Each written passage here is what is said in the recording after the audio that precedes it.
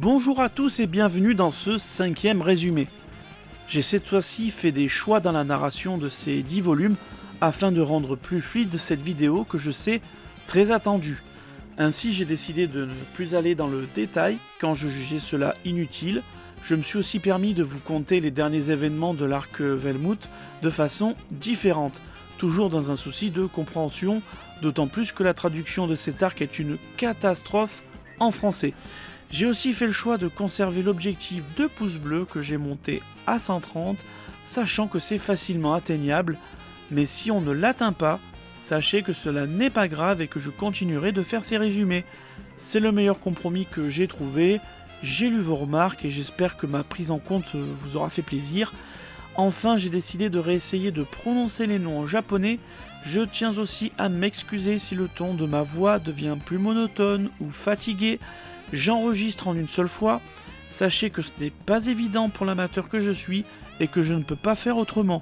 Sinon, il y a trop de différences dans les enregistrements, comme dans le précédent résumé. Je vous remercie de m'avoir écouté jusque-là et de votre fidélité sur ces résumés. Sans plus tarder, je vous souhaite une bonne vidéo. N'oubliez pas de vous abonner et de me laisser votre avis en commentaire. Tome 41. Ce volume montre l'amitié qui existe entre Ellie et Yukiko. Dans le chapitre suivant, Aibala rencontre justement Yukiko. Yukiko indique à son fils que Aibala est sûrement amoureuse de lui, ce qu'il ne croit pas. Par contre, il a bien conscience que c'est le cas d'Ayumi. Plus inquiétant en revanche, ils ont remarqué qu'une voiture les filait avant de la semer. Le jeune détective pense aux hommes en noir. La conversation se termine avec une Yukiko demandant à son fils de protéger son ami. Aibala, quant à elle, a aussi remarqué qu'on les suivait. Conan va déployer un stratagème afin de semer ses poursuivants, et cela marche. Il expliquera à Aibala que ces hommes utilisaient des techniques de filature de la police. Le chapitre se conclut avec les hommes de Akai qui lui confirment avoir été semés. Il déclare alors en tenant une photo où Aibala est présente qu'il y a une grande ressemblance. Le lendemain, Aibala tombe malade. Avec le professeur, Conan décide de l'emmener dans un cabinet médical au sein d'un centre commercial. Sur le parking, Aibala voit un modèle de Porsche ressemblant à celui de Jean. Perturbée, elle préfère attendre l'heure de son rendez-vous en voiture. Pendant ce temps, Akai écoute les informations avec la photo de la bande des Detective Boys sous ses yeux. Agasa et Conan, en se promenant, tombent sur Jody, Lan et Sonoko, qui sont venus manger. Lan s'étonne que Conan ne soit pas avec son ami, cependant elle bifurque en prétextant qu'elle était trop fatiguée pour venir. Son mensonge provient de sa méfiance envers Jody, dont on ne sait pas encore si c'est Velmout déguisé. Quant à lui, Akai tombe sur une interview en direct dans laquelle il voit Conan. Il fait alors un énorme demi-tour et se dirige au centre commercial. Inquiet que son passage à la télé ait été remarqué, le détective part rejoindre Aibala. Alors qu'une nouvelle affaire éclate, Conan explique au professeur ses inquiétudes. Il l'invite à partir au plus vite. De leur côté, Lan, Sonoko et Jody voient la police arriver. Sonoko est persuadé que Conan sera sur les lieux du crime et Jody propose d'aller le vérifier.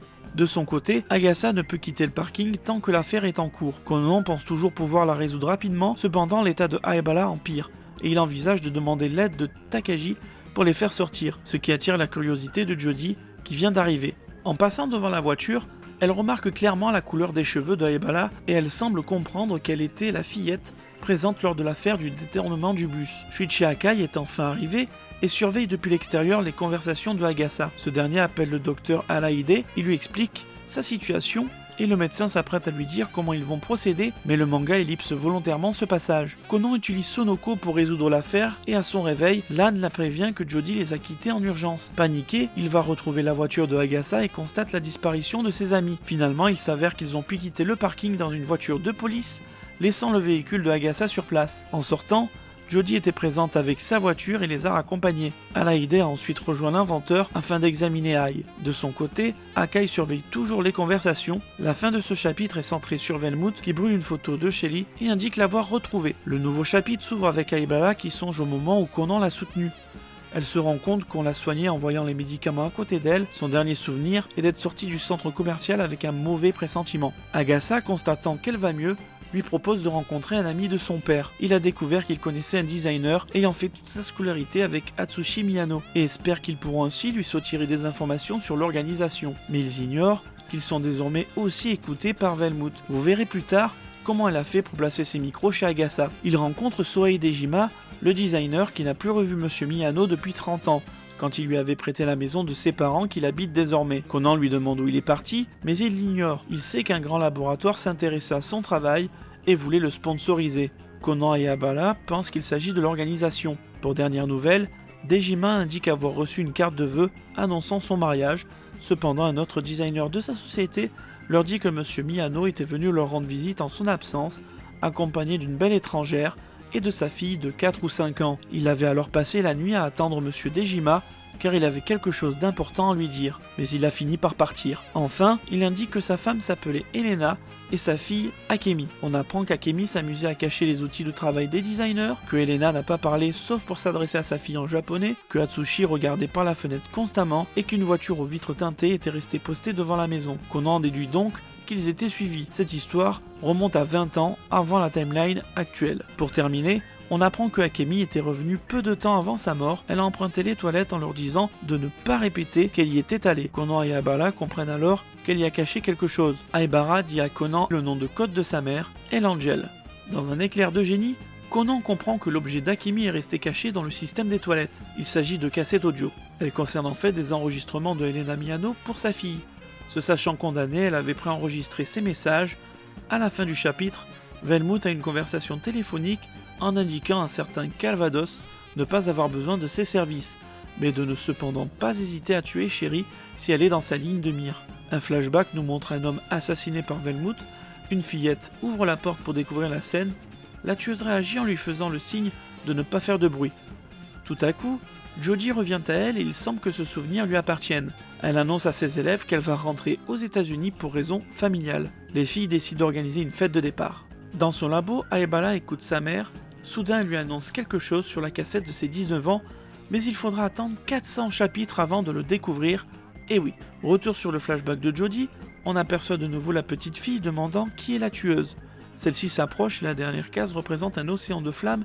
On apprend ensuite que ces lunettes lui viennent d'une personne qui lui est très chère, probablement l'homme tué que l'on suppose désormais être son père. Pendant ce temps, Shinichi remarque une présence dans son manoir. De son côté, Elan passe la soirée chez Jodie et découvre dans sa salle de bain ses photos. Kogoro était invité à une soirée d'Halloween par Velmout. Conan reçoit la même invitation dans la boîte aux lettres de son manoir. Aibala est effrayée de voir que Velmout a envoyé l'invitation. Elle essaie en vain de dissuader Conan de s'y rendre, qui l'endort. Afin de la protéger, elle est enfermée à clé dans le sous-sol de la maison. Quant à Velmout, elle est toujours en train de les écouter. Le détective montre à Agasa que le courrier est adressé à Shinichi Kudo, mais que le début de la lettre s'adresse à Conan Edogawa. Il comprend que quelqu'un a découvert son identité, mais aussi celle de Aibala. Il reçoit un mystérieux email avec un OK. On découvrira plus tard la demande de Conan et l'identité de l'expéditeur. Jin et Vodka sont en voiture et discutent de la soirée qui aura lieu le lendemain. Velmout est en effet sur la liste des invités. L'organisation souhaite savoir ce qu'elle manigance. Jin ordonne donc à Vodka de s'y rendre. Il lui demande de ne pas hésiter à en finir avec elle si elle a un comportement inhabituel. Jin précise à Vodka qu'il s'en fiche que Velmout soit la favorite d'une personne dont il ne prononce pas le nom. Il s'agit sûrement du boss. Je vous rappelle en effet que l'organisation ignore ce qu'elle fait au Japon, ainsi que son but. À la base, Velmout était venu porter assistance à Pisco sous son identité de Chris Vinyard, mais a décidé de rester sans expliquer pourquoi. Je pense qu'elle avait reconnu à l'hôtel Aido City pendant le tome 24 Shinichi Kudo rajeuni, mais aussi Shelly, et a donc décidé de la tuer. Vous comprendrez aussi plus tard comment elle a fait pour reconnaître Shinichi enfant. De son côté, Kudo inspecte son manoir. Il constate que son compteur a bougé, il sait que quelqu'un est chez lui. Il tombe sur un individu, mais nous ne saurons son identité que dans quelques instants. De son côté, Kogoro va à la soirée accompagné de Sonoko. Après son arrivée, un homme masqué se joint à la soirée sous le nom de Shinichi Kudo. Alors que la fête bat son plein, le personnel discute de la venue du détective lycéen, ce qui attire l'attention d'un invité déguisé en zombie, dont la carrure rappelle Vodka. Un vrai meurtre a lieu et l'inspecteur commence à résoudre l'enquête et enlève son déguisement. C'est bien Shinichi Kudo. L'invité zombie est stupéfait puisqu'il s'agit bien de Vodka. Shinichi a résolu le meurtre et trouvé le coupable qui se met à crier que tout ceci est l'œuvre du démon Velmout, qu'il a en effet poussé à commettre l'irréparable par chantage. Vodka avertit Jin de ce qu'il vient de se passer et celui-ci fait remonter l'information au boss. Chez Agasa, Aibala se réveille et remarque que son tiroir a été fouillé après avoir été endormie. Quelques cases plus loin, il semble qu'elle soit parvenue à s'échapper. Elle reçoit un appel de la part du docteur Alaide qui souhaitait parler avec Agasa, mais il est absent. Le docteur s'étonne pourtant de l'entendre, mais il s'agit d'une cassette enregistrée.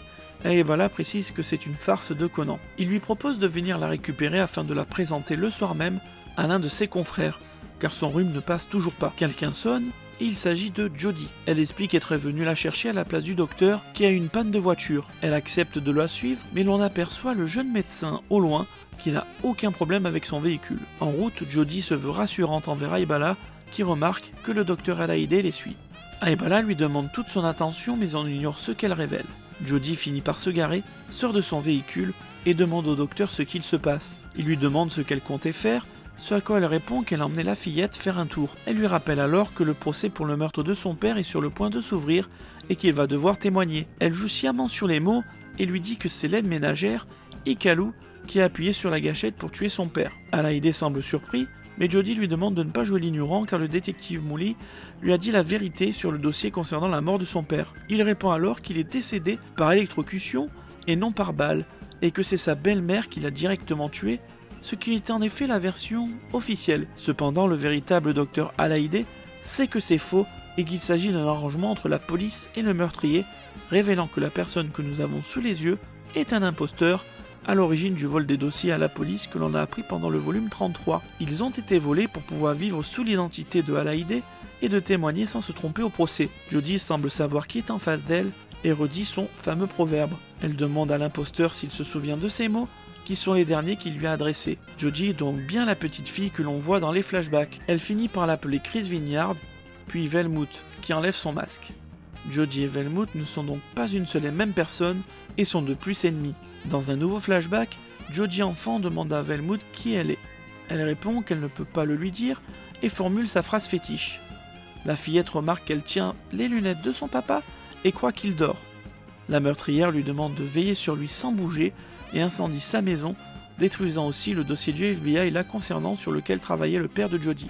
On apprend que si Jodie a survécu, c'est parce qu'elle a quitté la maison pour aller acheter du jus d'orange, croyant que cela réveillerait son père. Velmout a tenté de la retrouver en apprenant dans les journaux que seuls 2 corps avaient été retrouvés, mais elle a pu bénéficier du programme de protection des témoins et cherche désormais à se venger. Cela prouve que Jodie suivit déjà Velmout aux États-Unis et qu'elle l'a suivi peu après son départ pour le Japon. Cela explique aussi ses différentes capacités, comme le désamorçage d'une arme ou son talent d'enquêtrice. On en apprend plus sur le sort du véritable docteur Alaïdé et la traque du FBI. Le FBI savait que Velmout voulait tuer Alaïdé pour prendre sa place, mais pas pourquoi.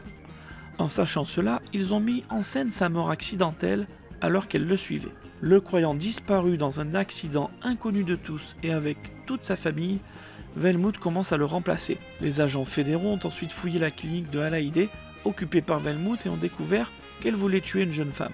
Jodie remarque en rencontrant Aibala que cette jeune femme est sa copie conforme. C'est la raison pour laquelle Jodie avait des photos de l'entourage de Conan, en comprenant que Aibala était potentiellement sa cible. On comprend aussi pourquoi elle surnommait Conan Cool Guy, car en fouillant la clinique, il y avait aussi une photo de lui avec ce surnom.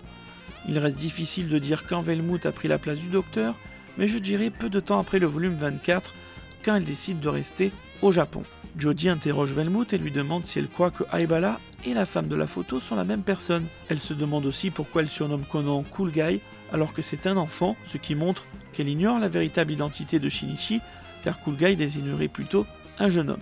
Et pourquoi l'âne est nommé Angel. Enfin, elle demande pourquoi elle ne s'en est jamais prise à Aibala en présence de Conan. En effet, dans l'affaire du détournement de bus survenu au volume 29, Velmout va même jusqu'à le protéger. Le membre de l'organisation choisit le silence. Jodie désarme Velmout qui tentait d'utiliser son revolver et l'interroge sur son non-vieillissement. L'agent du FBI explique que lorsqu'elle a voulu maquiller le meurtre de son père en suicide, Velmout a été obligé de lui remettre ses lunettes, qui étaient tombées d'une façon peu naturelle, laissant ses empreintes digitales dessus. Elle s'est ainsi rendue compte que les empreintes de Sharon et Chris Vinyard étaient identiques. Sharon et Chris Vinyard étant des stars, on peut supposer que le FBI n'a pas eu de mal à avoir leurs empreintes. Mais le plus important à retenir est que la mère et la fille sont une seule et même personne. Il nous est possible ici de répondre avec une supposition concernant le fait qu'elle ne s'en soit pas prise à Aibara en présence de Conan. À l'époque de son alias de Sharon Vinyard, Velmout était très amie avec Yukiko et a connu Shinichi enfant. Elle l'a donc tout de suite reconnu pendant le volume 24. Si elle n'a pas voulu tuer Shelly en présence de Conan, c'était pour protéger le fils de son ami et ne pas l'impliquer avec l'organisation. Il y a cependant une autre raison que vous découvrirez un peu plus loin dans la vidéo. Alors que tout semble terminé, Calvados tire sur Jodie. Velmout explique qu'elle savait qu'on allait lui tendre une embuscade. Elle était donc venue 2 heures auparavant prenant l'apparence de Jodie, et en renvoyant ses collègues chez eux. Finalement, Velmuth nous prouve qu'elle berne le FBI depuis le départ, qu'elle a volé tous les dossiers liés à Molly pour que l'on pense qu'elle était venue pour lui. Ceci lui a permis d'observer à distance les agents fédéraux surveillant l'agence du détective. Elle savait aussi que son bureau serait fouillé et a fait semblant de ne pas s'en rendre compte. Elle avait mis la photo de Shelly en évidence pour que le FBI la retrouve pour elle. D'ailleurs, sous l'apparence du docteur Alaïdé, elle a profité de sa visite chez Agatha afin d'installer discrètement son micro. Velmuth met Jodie en joue quand un énorme ballon la désarme de nouveau. Aibala sort de la voiture et arrache son masque. Il s'agissait en réalité de Conan. Sur le bateau, Shinichi Kudo n'était autre que Eiji. Son déguisement avait été fait par Yukiko, qui était l'intrus que Conan avait repéré dans son manoir. D'ailleurs, on peut en déduire que le OK reçu par Conan était une validation d'Atori à sa demande de prendre sa place sur le bateau. Le but était de leurrer l'organisation sur le lieu où se trouvait le véritable Shinichi Kudo. Velmuth tombe des nues car elle pensait qu'il serait en sécurité sur le bateau. Elle l'avait invité à la soirée dans le but de l'éloigner et de le protéger des hommes en noir. La Aibala masquée aperçue plus tôt était donc Conan déguisé. Les cassettes venaient d'être mises en place par Conan afin de faire croire à Aibala, qui était enfermé au sous-sol, qu'ils étaient encore là. Enfin dans la voiture, Conan a expliqué à Jodie comment démasquer Velmuth. Alors que Conan la tient en joue, Aibala apparaît avec les lunettes radar. Son tiroir avait été fouillé afin de lui enlever tout moyen de sortir et surtout de les suivre. Mais avec son intelligence, Atori se doutait qu'il ne serait pas difficile pour elle de sortir et de mettre la main sur une autre paire de lunettes radar. Conan lui hurle de s'enfuir, mais Velmuth profite de ce moment d'inattention pour l'endormir avec son propre gadget. Aibala demande à Velmuth de ne tuer personne d'autre qu'elle, ce qu'elle accepte sauf pour Jodie. Elle lui dit que ses parents et leurs recherches sont à blâmer dans toute cette histoire. Soudain, Lan surgit du coffre en évitant de peu une balle de Calvados. Velmuth lui demande de cesser le feu alors que la jeune karatéka plonge sur Aibala pour la protéger. Velmuth ordonne à Ran de s'éloigner en l'appelant Angel. Il est donc temps de vous dévoiler pourquoi elle la surnomme ainsi. Comme vous pouvez le constater quand elle lui somme de se pousser, on voit une image du serial killer japonais qui sévissait lors du voyage de Lan et Shinichi aux États-Unis. Il s'agissait en fait de Velmuth déguisé. Akai était dans les parages, il est plus que probable que Velmuth a tenté de l'attirer sous cette identité pour le tuer. Shinichi la poursuit, dans sa fuite elle s'apprête à tuer Lan qui gêne son passage, mais en s'appuyant sur une rambarde, elle se casse et tombe dans le vide. Lan lui sauve alors la vie, aidé de Shinichi. Se demandant la raison de cet acte altruiste, le jeune détective lui dit qu'il n'y en a pas, ce qui bouleverse profondément Velmuth. C'est la raison pour laquelle elle ne s'en prend pas à eux et dira même à Yukiko sous son alias de Chalon qu'elle a bien un ange gardien en référence à Lan. Revenons-en au présent. Lan refuse de s'éloigner et prévient avoir appelé la police. Jodie profite de la faille de Velmuth pour la blesser au bras. Au même instant, Shuichi Akai fait irruption, confirmant son affiliation au FBI. Velmuth a l'air effaré, d'autant plus qu'il vient de casser les deux jambes de Calvados. Il lui tire dessus sans pitié, la sachant protégée par un gilet pare-balles à ses mouvements. Il lui casse plusieurs côtes et remarque, au vu de sa blessure au visage, qu'elle ne porte pas de masque et que sa jeunesse est bien réelle. Velmuth s'enfuit avec Conan, parvenant même à faire exploser la voiture de Jodie. De son côté, Calvados se suicide avant son arrestation. Shuichi Akai prend congé avant que la police approche, déçu que le boss de l'organisation ne se soit pas montré.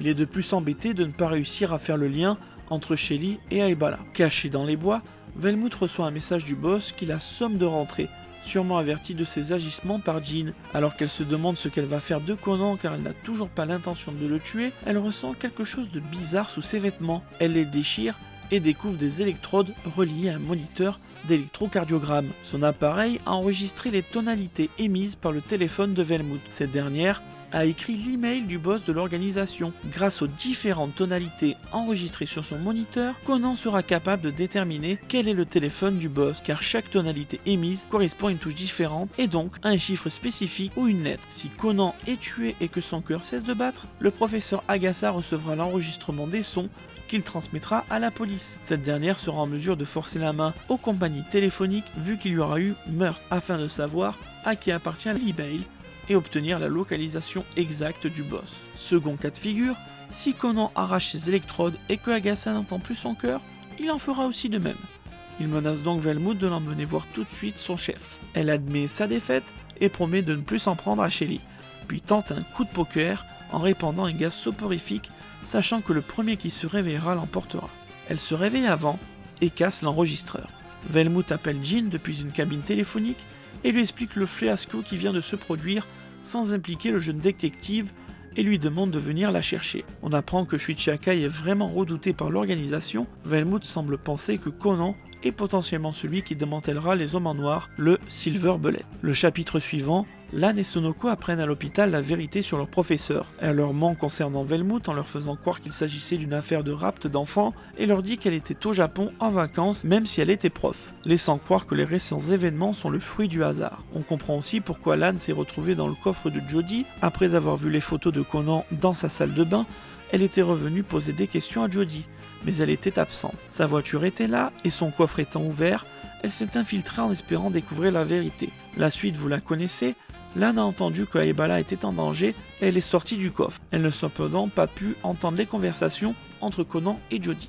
Jody justifie les photos dans sa salle de bain en disant que ses amis japonais trouvaient cela étrange de les afficher dans le salon. Cela ne se fait en effet pas trop au pays du soleil levant. James Black vient prendre des nouvelles de Jody. On comprend alors qu'il est un agent haut placé du FBI. Il explique que la police japonaise a accepté le rapport du FBI. Ce dernier est proche du discours que Jody a tenu à ses anciennes élèves. Conan a retiré tous les micros présents chez Agasa et fait un tour dans toute la ville déguisé en Aibala sans risque, ce qui montre que Velmout semble avoir tenu sa promesse. Jody a de son côté proposé à Aibala de faire partie du programme de protection des témoins. Elle décline l'offre au début du volume 43 pour plusieurs raisons. Elle ne peut pas totalement faire confiance au FBI, elle sait que l'organisation la retrouvera, elle ne souhaite pas perdre ses amis et elle ne veut plus fuir. Kaito Kid refait son apparition dans le volume 44, mais ce sera encore un match nul avec notre héros. Le véritable Anaïde, quant à lui, est de retour au Japon et reprend son poste au sein du lycée Tétane. Jody le contacte pour en savoir si tout se passe bien, mais il s'interroge sur la véritable nature de Velmout tant elle était appréciée sous son apparence. Conan se demande pourquoi Velmout n'est pas venue chercher Aibala dans son école primaire, puisqu'elle savait que celle-ci avait rétréci. Ma supposition, c'est que Velmout souhaite cacher à l'organisation son rapetissement, ceci afin que l'organisation ne se doute pas que Shinchikudo a lui aussi rétréci. Dans le volume 46, Conan pense que le début de l'email du boss de l'organisation est le 0858.